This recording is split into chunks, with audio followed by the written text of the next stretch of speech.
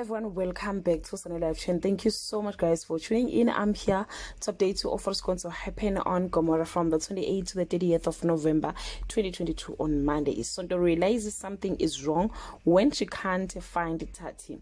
Today makes a risky move on Chiamo. Thathi confronts Zaza about cheating on her exam on Tuesday.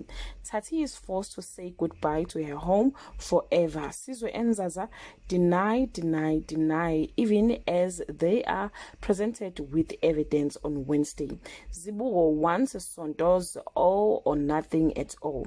A rewrite looms over the grade 11 class. Looks like someone has crushed on Sizwe and Ntokozo has it all wrong. Well guys, this is all I have for today. You can leave your comment below and share your opinion. Bye.